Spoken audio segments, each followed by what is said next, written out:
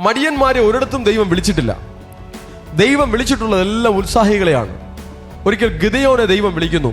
ആ സമയത്ത് ഗിദെയോൻ മുന്തിരിച്ചക്കിൽ ആട്ടി കൊണ്ടിരിക്കുകയാണ്. ആ ജോലി ചെയ്തുകൊണ്ടിരിക്കുകയാണ്.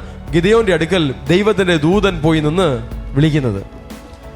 ഉത്സാഹത്തോടെ നിങ്ങൾ നിങ്ങളുടെ ജോലി ചെയ്യുന്നുണ്ടോ? അതിനിടയിൽ ദൈവദൂതൻ വരും. അടുക്കളയിൽ നിങ്ങൾ ജോലി ചെയ്യുമ്പോൾ ഉത്സാഹത്തോടെ നിൽക്കുകയാണോ? ദൈവത്തിന്റെ ദൂതൻ അതിനിടയിൽ വരും. മുറുമുറുപ്പോടുകൂടെയാണോ ജോലി ചെയ്തുകൊണ്ടിരിക്കുന്നത്? ദൂതൻ വരില്ല, മറ്റേതെങ്കിലും ആത്മാക്കൾ വരും. ഉത്സാഹത്തോടെ ജോലി ചെയ്ത് നോക്കിക്കേ, ആരാധനയോടെ ജോലി ചെയ്ത് നോക്കിക്കേ. ഗിദെയോന്റെ അടുക്കൽ ദൂതൻ വന്നതുപോലെ ദൈവമക്കളുടെ അടുക്കൽ ദൂതൻ വരും. നിങ്ങൾ ആരാധനയോടെ നിങ്ങളുടെ ജോലിയിൽ നിൽക്കുകയാണെങ്കിൽ നിങ്ങളെ സഹായിപ്പാൻ ആര് വരും? ദൂതൻ വരും. ദൂതന്മാർ ഇക്കാലങ്ങളിൽ വരും. ആരെ തേടി വരും? ഉത്സാഹിയെ തേടി വരും, വിശ്വസ്തനെ തേടി വരും, അനുസരണയുള്ളവനെ തേടി വരും, ദൈവഭക്തനെ തേടി വരും. ആര് വരും?